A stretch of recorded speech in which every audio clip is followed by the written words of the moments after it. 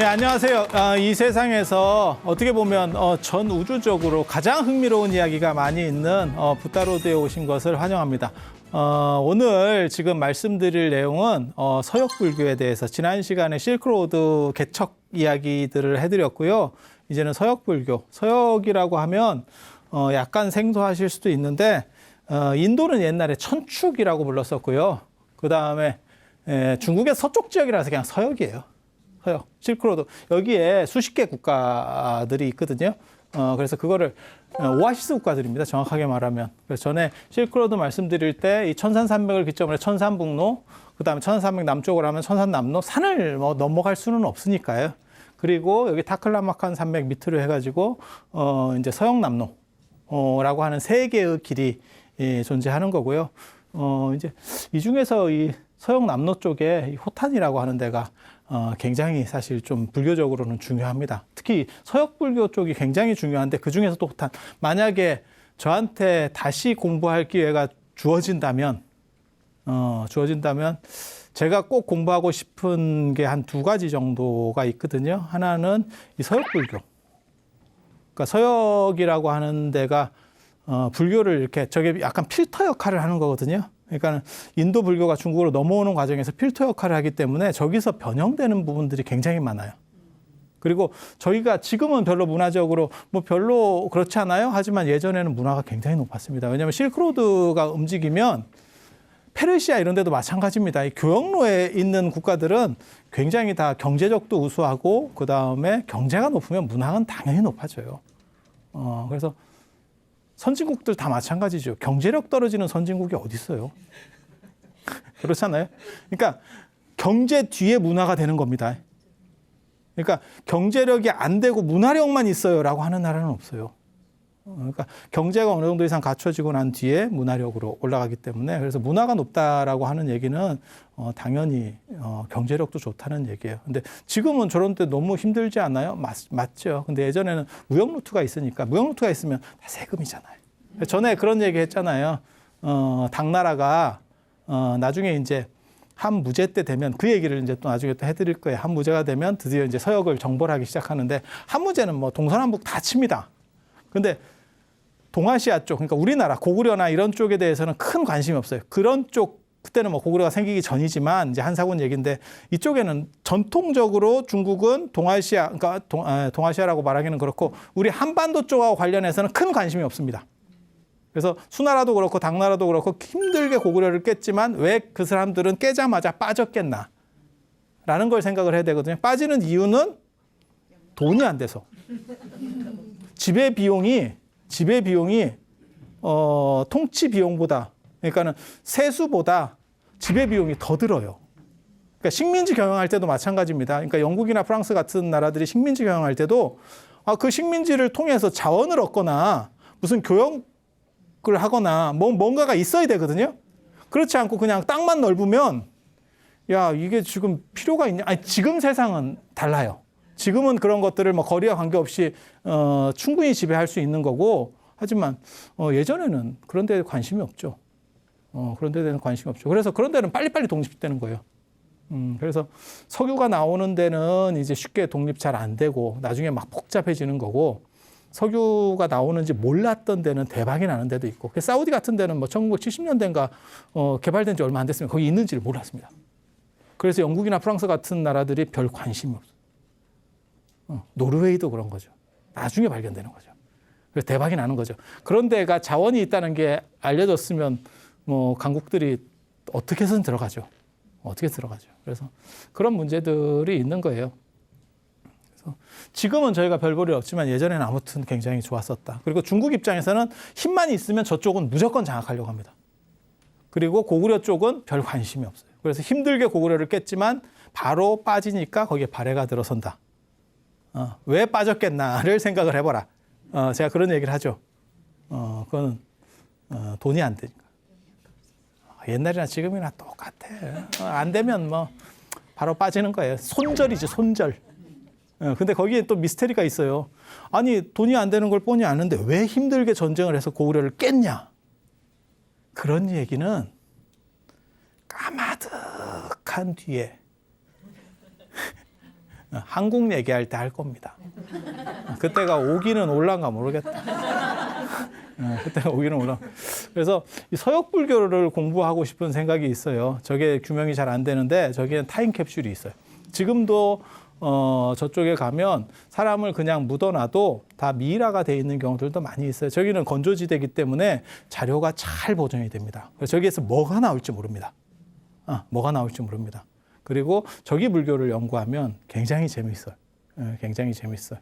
그리고 인도하고도 연결되고 중국하고도 연결되고 그래서 양쪽의 색깔을 다 알 수 있는. 그래서 저쪽을 공부할 수 있으면 뭐 엄청 대단한 학자가 되는 거예요. 세계적인 학자가 되는 거고 저거 말고 이제 한문을 좀 공부를 잘하면 그러니까 엉간에 하는 한문 말고 혹시 고형이라고 하는 사람 들어보셨어요? 고형? 고형. 고형이라고 하는 사람인데 이 사람 굉장히 대단한 사람이에요. 주역이라고 하는 책을 연구했는데 최근 사람이에요. 최근 사람이에요. 그런데 주역을 연구했는데 그러니까 주역에 대한 주석서들이 굉장히 많아요. 그중에 이제 최고 주석서로 꼽히는 게 왕필의 주역. 전에도 제가 얘기했었어요. 이게 23살에 죽은 천재. 이 사람. 그리고 이 사람 걸 결국은 깨트리고 이 사람보다 더 권위가 올라가는 사람이 북송시대 때 정의천이라는 사람. 이천의 역전이라고 합니다. 그 다음에 나중에 이제 남송시대 때 주희, 주자. 그래서 주자의 본이, 주자의 책은 이름이 본이거든요. 그래서 저 두 책을 합쳐서 주역 전의대전이라 그래요.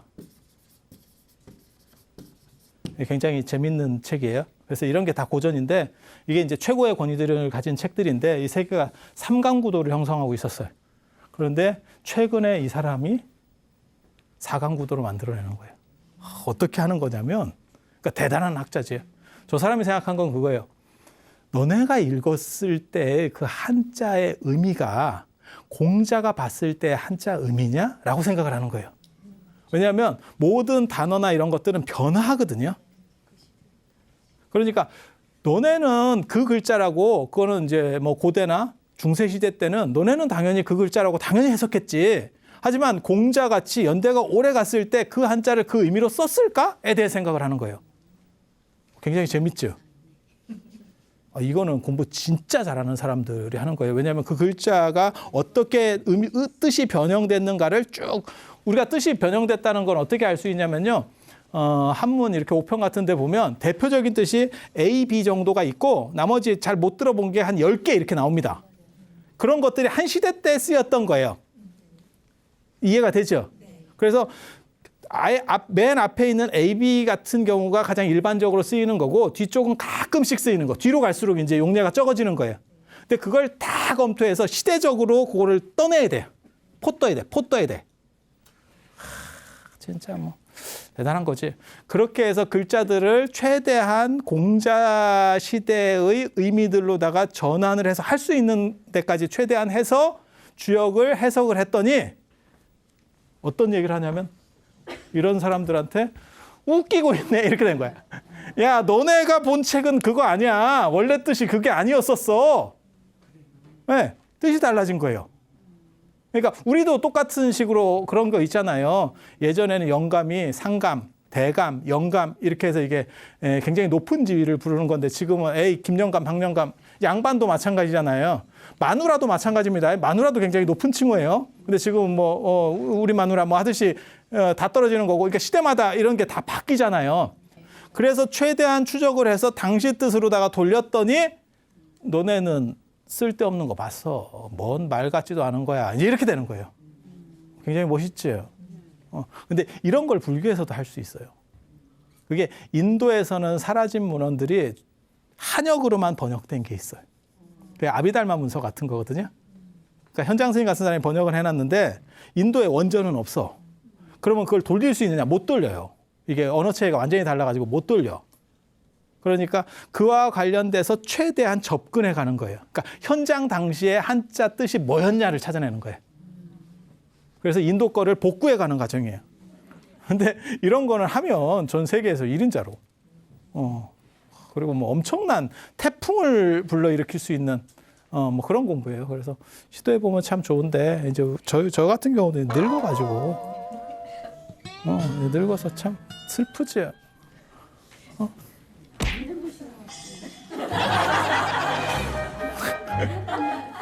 고맙습니다.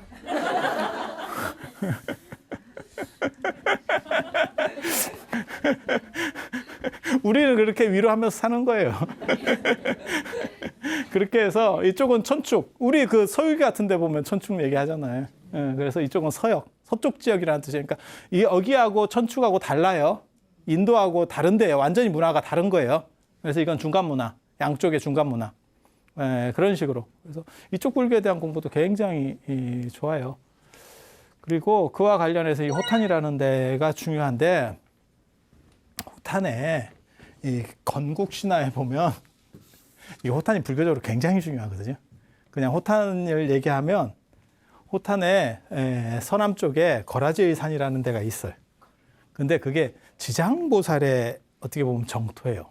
그러니까 지장신앙이 완성되는 데가 저 지역이에요. 지장 삼부경이라고 해서 보통 여러분들이 아시는 게 지장보살 본원경, 그러니까 지장경, 그리고 이제 점찰선악 업보경이라는 게 있어요. 이거는 전생에 당신들의 어떤 업을 점치어서 참회하는 경전이에요. 참회하는 경전. 그리고 요거보다 먼저 있는 게 뭐가 있냐면 지장보살 십륜경이라는 게 있습니다. 이게 수나라 때 유행하는 경전이에요. 성립시가 이거 더 빠릅니다. 제가 원래 또 지장보살 또 전문 안 하는 게 없잖아. 근데 이 십륜경이 만들어졌을 걸로 추정되는 데가 여기에요. 호탄이에요. 호탄이에요. 그리고 저 십륜경 안에서는 지장보살이 여러분 아시는 것처럼 사후세계에서 뭐 이렇게 변호사 역할을 하는 거 아닙니다. 현실에서 관세음보살 같은 역할을 해요. 역할이 약간 다릅니다. 다릅니다. 그래서 지장경을 번역했다라고 알려진 사람은 이 실천한다라고 하는 사람이고, 실천한다라고 하는 사람이고, 이 사람이 번역한 또 다른 경전, 이걸 이제 지장보살 지장경을 실천한다가 진짜 번역했냐 안 했냐 말들이 많은데, 저는 번역했다라고 논문을 썼어요. 제가 이렇게 쭉 고증을 해본 바로는 번역한 게 맞아요. 그 이전 자료들에서 얘기 나오는 게 있어요. 그래서 그런 게 있고, 아무튼 뭐 이런 얘기는 이제 좀 한번 복잡하니까. 또 뭐가 있냐면 이 사람이 화엄경을 번역합니다. 화엄경이 세 종류가 있어요. 나중에 또 화엄 얘기할 때 할 거예요. 60권짜리 진역 화엄경이 있고, 그다음에 80권짜리가 이제 저 측천무 때 번역되는 당나라 때 신화엄경이라 그래요. 신역 화엄경. 그리고 이제 요약본, 선제동자 입법계품 쪽을 이렇게 따로 하는 게 40권짜리. 예, 그래서 이게 80권짜리 화엄경을 번역한 것도 저 실천한다라고 하는 사람이거든요. 호탄 사람인데, 저 80권 화엄경이 만들어졌을 걸로 추정되는 지역이 화엄경의 풀세트. 인도에서부터 시작되는 거예요. 지장보살도 인도에 시작되는 거예요. 근데 그게 완전히 갖춰지는 거. 그거는 서역이에요. 그래서 지장신앙도 그렇고, 저 화엄 사상도 그렇고, 저기 서역 쪽에서. 그러니까 우리가 생각할 때, 저런 거는 굉장히 불교적으로 우리가 많이 들어본 거잖아요. 그러니까 서역 영향이 상당히 크다니까. 그리고 서역이 문화가 좋으니까 단순히 수입만 하는 게 아니고 발전시켜서 새로운 걸 만들어내는 거예요. 그냥 짝퉁으로 뺏기는 게 아니고, 그 다음에 문화의 전달자가 아니고, 그거를 다시 자기식으로 재해석해서 플러스 알파를 해서 새로운 걸 만들어가는 거죠. 이해가 되죠? 그러니까 기술력이나 뭐 이런 거 굉장히 있는 거죠. 그래서 이 호탄이라고 하는 나라가 아무튼 뭐 굉장히 중요해요. 꼭 화엄경이 호탄에서 만들어졌는데 그거는 장담할 수 없어요. 근데 아무튼 이 서역 쪽에서 만들어진 거는 맞아요. 대경이 서역 쪽에서 만들어졌다. 화엄경은 남인도에서 시작해서 이렇게 올라가서 여기서 완성되고 중국으로 들어오는 거지. 그래서 그거는 뭐 확실합니다. 그거는 확실한 얘기고. 그래서 이 호탄과 관련해서 호탄에 또 인도 영향이 있어요. 그 이제 쿠날라 왕자. 이거 재밌거든. 굉장히 재밌다고. 제가 어렸을 때 저런 걸로 논문 쓰면서 참 재밌어요. 저게 아쇼카 왕의 아들이에요. 아쇼카 왕의 비극적 아들. 고흐의 작품이 왜 비싸냐? 인생이 비극적이어서. 스토리를 입었을 때 훨씬 더 매력적이래요. 그래서 경전에도 그런 게 나와요. 뭐 아쇼카왕 관련된 뭐 아유광경, 아쇼카왕을 한문으로 아육이라고 번역을 하거든요. 그래서 아쇼카왕을 아유광 이렇게도 합니다. 아유광경, 아유광전, 아유광식 괴목 인연경. 괴목이 눈을 잃어버린 인연. 아쇼카 왕의 자식이 눈을 잃어버린. 그래서 쿠날라가 그 주인공이에요. 쿠날라가 새 이름입니다. 새. 너무너무 아름다운 눈을 가진 왕자. 그리고 제가 또 예술적이래요. 제가 예술적이래요. 그래서 악기를 또 잘 다뤄요. 그래서 얼굴도 이쁘고 눈도 참 이렇게 그 저 인도 아리안족 계열의 이렇게 눈 약간 이렇게 들어가서 깊이 있는 눈. 뭔 얘기인지 아시겠죠? 뭐 그런 것 같아. 뭐 몰라 나도 안 봐서. 안 봐서 몰라. 그렇게 해서 그게 아쇼카 왕 아들이니까 얼마나 배경도 좋아. 왕자고. 그다음에 인물 좋고. 그다음에 악기 같은 거 잘하고. 참 좋지. 그랬는데 엄마가 눈독을 들였대. 그 엄마 말고 첩엄마. 첩엄마가 이제 어떻게 뭐 그 왕실에서 남자를 접할 수 있는 경우가 몇 없으니까 가능성 있는 사람이 몇 없으니까 너무 마음에 들어가지고 어떻게 좀 이렇게 작업을 했대. 그랬더니 그러면 안 된다고 이렇게 부드럽게 밀어내야 되는데 너무 세게 밀어내는 바람에 이제 난리가 난 거죠. 이제 아쇼카 왕 부인 입장에서는 난리가 난 거지. 왜냐면 저놈이 먼저 불면 난리 나는데 그래서 뒤집어 씌웠대. 왕한테 먼저 뒤집어 씌웠대. 제가 나를 어떻게 이렇게 하려고 했다. 분리하면 먼저 해야 되거든. 왜냐면 그게 사람이 선행학습에 오류라는 게 있어요. 먼저 비슷한 얘기는 먼저 들은 거를 더 오래 기억합니다. 그러니까 기존에 뭔가 깔려 있었던 얘기는 잘 안 바뀌는데 처음 듣는 얘기예요. 그러니까 뭐 신종 뭐 이런 독감 같은 게 유행해요. 그러면 그래요? 이러면 사람이 싹 호도돼 버리거든. 왜냐면 기본 배경이 없으니까. 기본 배경이 있으면 뭐 태풍이 와요. 그러면 아이고 씨 우리 때 살아오 뭐 이런 거 있었어. 막 이러면서 다 대처하는 방법이 있거든. 아니 그런 얘기들을 한다니까. 근데 전혀 없는 얘기를 하면 뭔지를 몰라요. 이게. 그래서 훅 간다고. 그래서 이제 먼저 부른 거지. 불리한 사람이 먼저 부른 거지. 그래서 제가 나를 어떻게 하려고 했다. 그러니까 아니 저놈이 그럴 수 있느냐. 이러면서 애를 이제 보냈다는 거죠. 일종의 멀리 이제 떠나 보내는 거예요. 유배 비슷하게. 근데 유배까지는 아니고 이제 그러니까 지방으로 그냥 보내버리는 거죠. 근데 제국이 크니까. 근데 이제 엄마 입장에서는 제가 돌아오면 이제 안 갚음을 할 거다. 이제 불안하지. 그래서 뭘 하냐면 아버지 도장을 찍어서 좀 잔인해. 눈을 팔아. 눈을 팔아. 라고 요청을 했대요. 그러니까 국서가 나간 거예요. 야, 이거 쉽지 않은데. 근데 얘가 또 고지식하다는 거예요. 그래서 팠대. 그래서 팠대. 그러니까 이게 눈이 기능이 안 되면 인상도 버리지만 이제 그게 뭐 판단을 할 수가 없죠. 이 사람이 복귀 불능이죠. 아니 딱 봐도 그렇잖아요. 눈이 안 되는데 뭘 할 수 있겠어. 그래서 이 사람은 이제 거기서도 이제 조금 상태가 점점 안 좋아지는 거죠. 안 좋아지는 거죠. 그런데 참 이게 또 굉장히 재밌어요. 굉장히 재밌어요. 이 사람이 더 예술적으로 발전해요. 그래서 이게 악기를 다루는데 너무너무 슬픈 곡조가 나온대. 그러니까 원래 악기를 잘 다루는데 자기가 이제 이런 상황을 당하니까 그게 이제 서리는 거지. 음악 안에 들어가 버리는 거지. 그렇게 해서 악기를 다루면서 이제 유리걸식해서 결국 어디까지 오냐면 다시 저 파탈리푸트라 자기 아버지의 왕궁이는 데까지 어떻게 하다 보니까 오게 됐다는 거예요. 그래서 악기를 딱 연주하는데 아버지가 딱 들어보니까 뭐 이런 소리가 다 있대. 딱 듣고 무슨 생각을 했냐면 이거 할 수 있는 거 내 아들밖에 없는데? 뭐 이렇게 했다는 거예요. 야, 이 정도 실력이면 내 아버지가 아들을 알아는 봐. 그래서 데려와 봐라. 저거 분명히 내 아들일 거다. 근데 내 아들이 지방에 가 있는데 왜 여기서 악기 소리가 나지? 일단 데려와 봐. 데려왔더니 이제 눈먼 장님이 악사가 된 거야. 다 악기를. 그렇게 해서 악기를 연주하는 걸 딱 보고 네가 내 아들 맞지? 이제 결국은 그렇게 해서 그 사연을 듣고 그 여자를 뭐 벌 줬다. 하지만 눈은 어쩔 거요. 아무튼 뭐 이게 비극적인 이야기예요. 비극적인 스토리고 사람들이 굉장히 좋아했었던 것 같아요. 그래서 그 얘기가 여러 버전이 존재를 하고 있어요. 그래서 얘네 이 두 종류가 있어요. 이 사람의 후손이 결국 가서 세운 게 저 호탄이다. 왕위 계승에서는 밀려나고 그렇게 한 가지 이야기가 있고 또 한 가지는 그 대당서역 같은 데 나와요. 대당서역이 이제 현장이 저기를 지나가면서 그런 데를 기록을 해놓는다고. 그리고 또 뭐 어떤 얘기가 나오냐면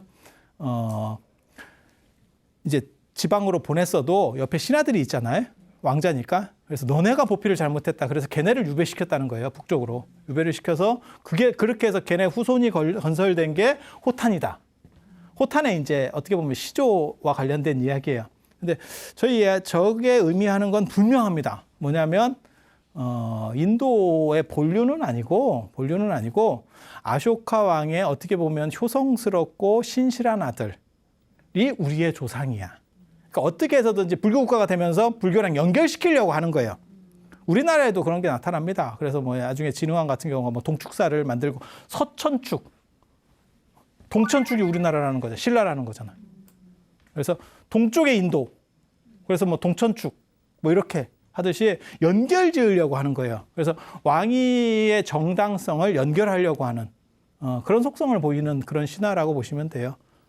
그리고 그와 관련해서 또 뭐가 있냐면 이 호탄 쪽에 불교의 사천왕이 있습니다. 동방의 지국천왕, 남방의 증장천왕, 서방의 광목천왕, 북방의 다문천왕. 이 비사문천왕인데 이 네 분 중에서 리더가 누군지 아세요? 이게 사천왕이잖아요. F4. 불교계 F4. 근데 인상은 F는 아니고 약간 험악하게 우리 절에 들어가 보면 있잖아요. 약간 이렇게 눈 부릅뜨고 뭐 왜 저렇게 사나 싶을 정도로 그게 이제 방위를 이렇게 관장한다는 얘기인데 저 중에 리더가 누구냐면 북방 다문천왕입니다. 그래서 탑을 들고 있고 뭐 이렇게. 그래서 부처님의 가르침을 많이 들었다 그래서 다문인데 저기 이제 리더인데 저렇게 되는 이유가 있어요. 인도는 동쪽 숭배도 있고 그 다음에 두 번째가 북방 숭배예요. 히말라야 때문에 그렇습니다. 히말라야를 영산이라고 생각하고 거기에서 무슨 뭐 보석도 있고 거기에 뭐 신비한 일들도 있고 약초도 있고 그래서 이제 히말라야 안에 시바신도 살고 그게 뭐 요가도 거기서 하고 뭐 어쩌고 뭐 아무튼 중요한 건 거의 히말라야에서 다 나온다는 거예요. 거기 쿠베라 신이 재물 신인데 걔도 거기 땅에서 파서 뭐 보석을 뭐 나오고 뭐 어쩐 그런 얘기들이 있어요. 그래서 지금 인도 입장에서 봤을 때는 한번 봐보세요. 이쪽이 북쪽 지역이에요. 제가 지도를 이렇게 그려서 그런데 인도가 좀 이쪽에 더 있거든요. 그래서 이쪽이 아무튼 북쪽 지역이에요. 그래서 비사문천 신앙이 있었어요. 그래서 쿠베라와 쿠베라 신하들이 원래 나라를 만들었는데 쭉 내려오다가 왕이 자식이 없대.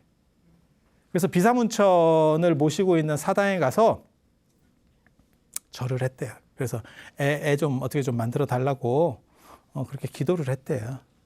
기도를 했더니 점점 뭐 머리가 어떻게 되면서 저 비사문천왕의 머리에서 사람이 나왔대.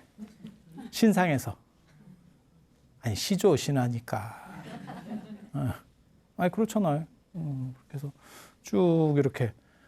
그래서 이게 비사문천의 이 머리에서 나왔다는 거예요. 정수리. 그 가장 귀한 이 몸에서 가장 귀한. 그래서 비사문천 신앙이 있었다는 걸 알 수 있어요. 그래서 비사문천 신앙을 가지고 불교의 어떤 아쇼카왕하고 연결시키려고 했었던 불교적인 나라. 그래서 이런 불교적인 것들이 많이 움직이게 되는 거거든요. 이 실천한다라고 하는 사람도 호탄 사람이에요. 호탄 출신이에요. 그래서 그런 불교적인 이야기들이 있는 거고 여기에 또 뭐가 있냐면 저 비사문천왕의 쫄개에 쥐가 있어요. 쥐. 여기 쥐 토템이 있다니까. 쥐 토템. 쥐. 생쥐가 아니고 몽구스라고 들어보셨어요? 동물의 왕국 같은 데 보면 몽구스가 뭐냐면 이렇게 서 있는 애 있어요. 이렇게. 레밍 비슷하기도 하고 이렇게 사막 같은 데서 이렇게 서 있어. 서 있어. 그러니까 저 동네에 사는 거예요. 이렇게 굴파고. 그렇게 해서 저기 매나 독수리나 이런 게 하늘에 딱 뜨면 걔네들이 보초병이 딱 몇 명 있거든. 그래갖고 휘리릭 하면 저희들끼리 싹 땅속으로 들어가고. 근데 그게 원래는 고양이입니다. 과로 얘기하면 고양이과예요. 근데 생긴 게 약간 쥐 같아서 사람들은 쥐라고 생각한 거야. 지금은 그게 사양고양이과인가 그래요. 그러니까 지금 종의 분류에는 제가 사실 저 몽고스 갖고도 논문을 써서 제가 잘 아는데 왜? 저 쥐가 불교 도상에 많이 나옵니다. 그래서 저걸 연구를 해야 되는 거예요. 저 쥐 토템이 나와요. 그래서 저 쥐가 보통 쥐가 아니고 보물쥐예요. 그래서 보쥐라고 해요. 아니 너무 이상하게 자꾸 생각하면 안 돼. 그걸 보쥐라고 하고 한문으로는 보서라고 합니다. 쥐서자를 써가지고 서생원 우리가 그렇잖아요. 예. 그래서 보물을 물어다 주는 쥐. 이런 그런 쥐 토템이 있어요. 그리고 그 몽구스가 뭐 하는 거냐면 코브라도 잡고 다 합니다. 다이다이 붙으면 뱀 그 독사 싹 잡아버립니다. 걔네 동작 되게 빨라요. 그렇게 해서 이 호탄에 이 비사문천왕 머리에서 시조가 또 나온 거잖아요. 중시조가 나온 거잖아요. 처음에는 저 아쇼카 왕이랑 연결되는 저 쿠날라 왕자의 그러한 계열이 있었고, 그 다음에 이 비사문천왕 신앙과 관련된 머리에서 옛날에 사람 나왔다는 얘기 못 들어봤어요? 아, 그래요? 불교적으로 유명한 사람이 있는데 정생왕이라고 아음경에도 나오는 사람이에요. 정수리에 생겼다고 정생왕이에요. 어떤 대단한 왕이 있는데 하루는 머리가 점점 좀 이렇게 막 붙더라는 거예요. 그러더니 거기서 사람이 튀어나왔대, 애가. 그래서 정생이에요. 정수리에서 나왔다 그래서 정생이야. 그 왕이 이제 나중에 아버지가 죽고 걔를 이제 승계를 시켜줬더니 이 사람이 전륜성왕이고 사천하를 다 통일하고 나중에 제석천까지 가서 다이다이를 뜨는 사람이에요. 대단한 사람이에요. 그렇게 해서 제석천하고 같이 이제 도리천에서 이렇게 맞짱을 뜨고 있었는데 이 사람이 마지막으로 판단착오를 한대. 욕심이 생겨가지고 야 이거 쟤만 제끼면 내가 올라가는 거 아니야? 맨 밑에서부터 이렇게 올라왔는데 끝에까지 올라가니까 그때 뭐라고 나오냐면 두 사람이 앉았는데 똑같이 생겼대. 근데 한 사람은 눈을 깜빡이고 한 사람은 눈을 깜빡이지 않는데 눈을 안 깜빡이는 건 신이에요. 눈을 깜빡이는 건 사람이에요. 사람과 신을 구분하는 법이 눈을 깜빡이냐예요. 그래서 이 사람이 그 마음을 냈대요. 최고의 제왕이 돼가지고 결국 신들의 세계까지 올라갔는데 저거 좀 제끼면 내가 올라가는 거 아니야? 라는 생각을 내는 순간 그게 싹 자기 위치가 사라지면서 다시 자기 왕궁으로 와서 병에 걸려서 죽어요. 그래서 결국 과한 욕심이 죽음을 초래한다. 그러면서 맨 마지막에 그런 얘기를 해요. 내가 욕심 때문에 죽는다. 이 사람이 누군지 아세요? 석가모니 부처님 전생이에요. 석가모니 부처님 전생. 그래서 정생왕이라고 굉장히 유명합니다. 정생왕. 정수리에서 태어난 왕. 그래서 아무리 잘해도 결국 욕심 앞에서 인간은 다 무너질 수밖에 없다. 그래서 그런 교훈을 주는 이야기라고 보시면 돼요. 그래서 이런 얘기가 몇 가지 더 있습니다. 그렇게 해서 요 계열에서 이제 내려간 거죠. 요 왕계에서 내려가다가 하루는 흉노족이 여기를 쳐들어왔대요. 저 북방에서 이제 이쪽 유목민들이 흉노족이 이쪽 살거든요. 이렇게 내려온다는 거예요. 쳐내려왔다는 거예요. 그러니까 왕이 이길 수가 없어. 그래서 지나가다 보니까 몽구수들이 이렇게 떼지어서 이렇게 있다는 거예요. 그래서 기도를 했대. 몽구수한테 좀 어떻게 좀 봐주면 안 되겠니? 참. 답답하긴 답답했는갑다라는 생각이 들어. 그게 물에 빠진 놈 지푸라기라도 잡는 심정이거든. 지금 다 절단이 나니까. 경순왕도 그러지 않았을까? 경순왕, 경혜왕 이런 사람들 다 그랬을 거예요. 지푸라기 갖고 있는 심정이지. 그렇게 해서 기도를 했더니 꿈에 몽구수가 나타나가지고 그러면 내일 몇 시에 쳐라 이렇게 했는데 공격을 하니까 쟤네들이 저 쥐들이 활이나 이런 것들을 다 이렇게 쏘아놔가지고 활하고 말한장 같은 걸 이렇게 다 쏘아놔가지고 걔네들하고 전쟁이 붙으니까 전에가 졌다는 거예요. 그래서 거기서 이제 몽구스 토템이 하나 또 나와. 그리고 원래 있었던 비사문 토템하고 비사문 천왕 토템하고 섞여져서 이 쥐가 옆에 찢기다시로 들어갑니다. 보쥐. 예, 이게 패키지로. 그리고 저게 티베트 불교 쪽에서, 티베트는 저쪽하고 가까워서 저 토템이 들어가 버리거든요, 티베트 쪽으로. 그러다 보니까 티베트 불교 쪽 도상에 저게 많고, 고려 때 원간섭기 때 우리나라까지 들어옵니다. 그래서 지금 송광사 사천왕상에도 그게 남아있고, 홍천 수타사 사천왕에도 쥐가 있어요. 여러분들은 자세히 못 봐서 그래. 그게 보물쥐예요. 그 쥐하고 눈을 맞추고 이렇게 조금 쓰다듬을 수 있으면 보물을 물어온다는, 보물을. 근데 왜 여러분들이 지금까지 팔자가 잘 안 폈느냐? 몰랐어. 그걸 진즉에 알았어야 되는데. 근데 송광사건 수리해 놔가지고 쥐가 안 보여. 이게 뭔지 모르고 그냥 조그마니까 뺑기를 칠해버린 거예요. 그래서 잘 몰라, 지금. 수리하기 전 사진을 보면 쥐가 보여요. 제가 책에 그런 걸 썼거든요. 여기 쥐의 영예가 여기서 보인다. 뭐 이러면서 쭉 써놨거든요. 중국이나 티베트 쪽에 가면 겁나 많습니다. 쥐치천입니다. 쥐치천. 쥐가 막 때로. 그것도 돈을 물고, 돈이나 보석 같은 걸 물고 있어, 쥐가. 이렇게 물고 있어. 그러면 그걸 이제 만지면서, 아하, 네 거, 내 거, 내 거, 내 거, 뭐 이러면서 이렇게 약간, 뭐 그렇게. 그래서 그 쥐 토템이 있는 거고, 또 실제로 당나라 때도 그게 있어요. 이제 당나라 때, 당현종 때, 현종이라는 사람이 두 가지 캐릭터가 있습니다. 당현종 하면 여러분 양귀비라는 걸 생각하면서 이게 당나라를 골로 보낸 사람 이렇게 생각하지만, 이 사람이 진짜 정치 잘한 사람이에요. 당나라의 최고 황금기를 이룬 사람이 이 사람이에요. 근데 이분이 너무 치세가 길어서, 그리고 너무 정치가 잘 되니까 나중에는 관심이 없어지는 거예요. 이제 하필 또 그때 이제 영감이 눈이 돌아가가지고, 아유 참 늦바람 무섭다니까. 그것도 며느리랑 늦바람이 나가지고, 아유 참 뭐 복잡하다 씨. 그래 나라가 골로 가는 거 아니오? 그런 얘기 나중에 또 해드릴 거예요.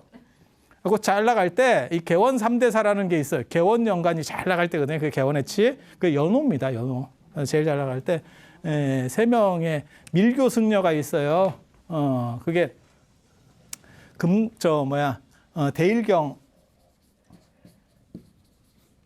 대일경의 선무회, 그 다음에 금강정경의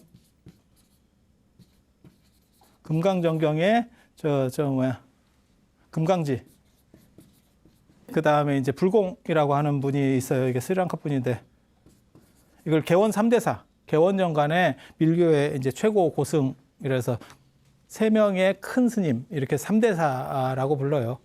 이렇게. 이분 중에서 이제 불공이 서쪽에서 쳐들어왔대요. 이쪽에. 당나라 쪽으로 쳐들어왔대요.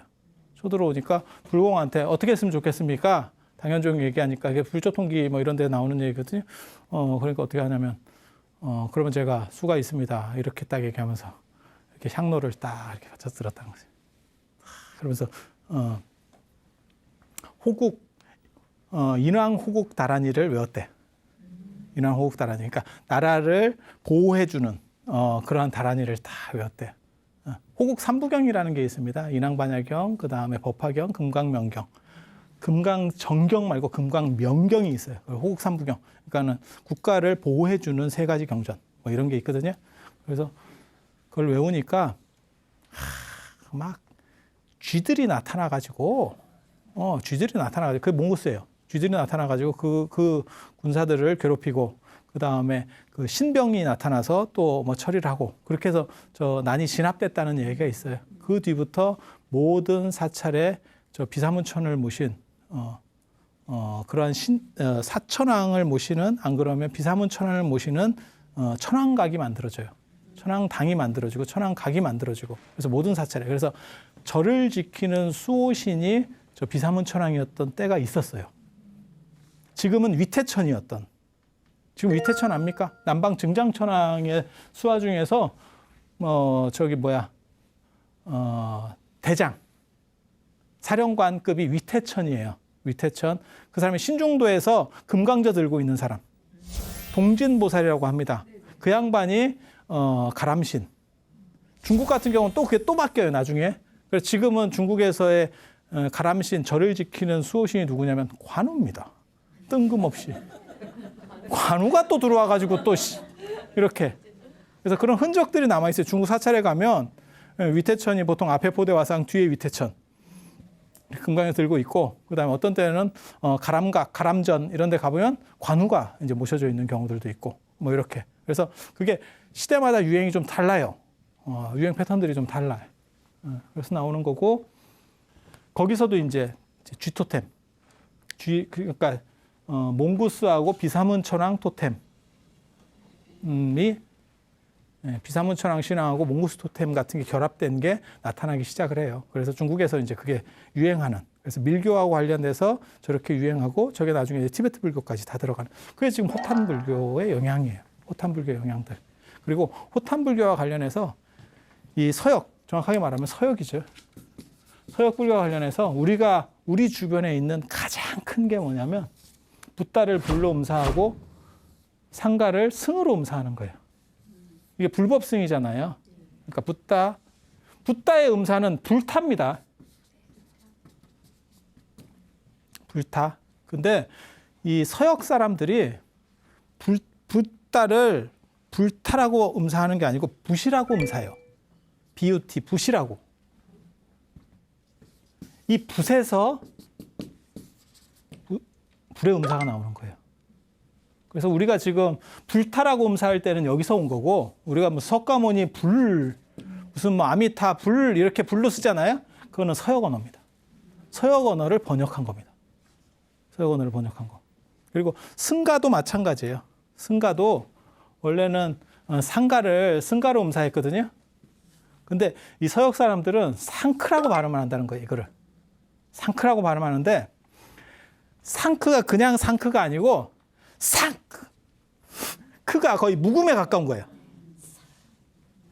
상이 앞쪽에 굉장히 비중을 차지하는 거고 크는 거의 잘 안 들린다는 거예요. 그러다 보니까 그걸 중국 사람이 따라 하니까 어떻게 되냐면 상가에서 이게 뒤에가 떨어지고 승이 돼버리는 거예요. 승이 돼버리는 거예요. 그래서 아니 음사를 어떻게 축약하느냐. 그게 굉장히 의문스러웠던 거예요. 아니 음사는 맥주를 우리가 원래 그게 삐루잖아. 삐루. 비어 삐루. 삐루를 삐라고 줄이지는 못하잖아. 버스를 뻐라고 할 수는 없잖아. 그러니까 그건 비상식적이잖아요. 그런데 저런 행동을 어떻게 할 수 있었을까라고 그걸 연구를 해보니까 중앙아시아어가 간섭 현상을 일으킨 거예요. 그래서 이 사람들을 통해서 불교가 이쪽을 통해서 불교가 들어오다 보니까 얘네 언어적 습관들이 나타나는 거예요. 그래서 둘 중에 하나가 된 거지. 한 사람은 인도에서 쓰는 것처럼 붓다라고 음사를 해서 불타로 쓴 사람이 있고 한 사람은 불로 쓴 거예요. 이거 중앙아시아어를 따라서. 그런데 짧은 게 종이값도 비싸. 붓글씨 쓰기도 힘들어. 이런 상황에서는 짧은 게 경쟁력을 더 가졌다는 거죠. 그래서 불이 승리하고 불타가 탈락한 거예요. 그러니까 오리지널이 탈락하고 말 줄임말이 오히려 승리한 거예요. 승가도 마찬가지인 거고. 승가도 승으로 축약되는 게 불법 승 이러잖아요. 그래서 이 승가에 그래서 뭐라고 얘기하냐면 승님이 되고 쭉 가다가 왜 신님 승님이 스님이 되는 거거든. 이렇게 왜 승님이 되냐면 그건 계속 불러보면 돼. 스님. 그래서 스님이 되는 거거든. 그래서 예전에 그 모모 목사나 이런 사람들이 그랬어요. 목사님에서 이게 공식적인 거 쉽게 말해서 뭐 신문에 글을 쓰거나 논문을 쓸 때는 존칭을 다 빼야 돼요. 그러니까 부처님, 예수님 이렇게 못 한다고. 그래서 붓다, 예수 이런 식으로 쓰는 거예요. 그래서 목사도 마찬가지입니다. 목사님 이렇게 쓰면 안 돼요. 근데 이제 스님은 어떻게 할 거냐? 그러면 쓰라고 할 거냐? 그럼 너네는 쓰냐? 그래서 저는 뭐라고 쓰냐면 승려 이렇게 쓰는 거예요. 승려. 그래서 스가 좀 그러니까 그러면 중이라고 할까? 또 이렇게 나오는 거예요. 이게 중승이거든. 중승이거든. 아니 그게 연원이 있어요. 이게 승가가 떼거리라는 뜻이에요. 집단이라는 뜻이에요. 그래서 이 중자가 어디서 나오는 거냐면 이 무리중자예요. 그러니까 이거는 음역한 거고 음사한 거고 쉽게 말해서 음역한 거고 이거는 의역이에요. 그래서 이거는 떼거리다라는 뜻이고 요거는 승가가 승으로 축약된 거예요. 승가가 상크를 통해서 승으로 축약된 거고 그래서 이게 오히려 어떻게 보면 번역은 맞는 번역이에요. 근데 중은 언어가 오염이 돼서 세속화됐어요. 그래서 중은 중님 이러지는 않잖아. 스님 이러지 중님 이러진 않고 중은 놈하고 붙어. 중은 님하고 붙는 게 아니고 놈하고 붙어. 아니 그렇게 되는 거예요. 난 중님도 들어봤다. 난 누가 나한테 중님이라 하더라. 그냥 중 이렇게 불렀다가 어유 이거 두드려 맞을 것 같은데 이러니까 님 이렇게. 그래서 용어가 이렇게 나오는 거예요. 그래서 그러니까 불법성 3보 중에서 우리가 3보를 칭하는 용어 중에서 2개가 벌써 야 저런 용법으로 중앙아시아가 아니고 저 서역의 언어가 간섭 현상이 있었다면 영향이 상당한 거죠. 상당한 거죠. 그리고 승가를 어떻게 승이 이기느냐 똑같아요. 축약을 하니까 편하니까. 편한 쪽이 무조건 이깁니다. 편한 쪽이 무조건 이깁니다. 그래서 이 서역 불교가 생각보다 많은 영향들을 동아시아에 줬다는 거. 그 정도 얘기를 하시고 오늘은 그 정도 얘기하고 나중에는 또 그런 얘기도 해드릴 거예요. 서역 불교의 영웅이라고 할 수 있는 구마라집 스님 뭐 이런 얘기들. 그건 아주 뒤에 한참 남았습니다. 한참 뒤에 그런 얘기를 또 해드릴 거예요. 자, 그럼 오늘 이상 마치고 다음 시간에 또 더욱 재미있고 진귀한 이야기들로 찾아뵙도록 하겠습니다. 네, 감사합니다.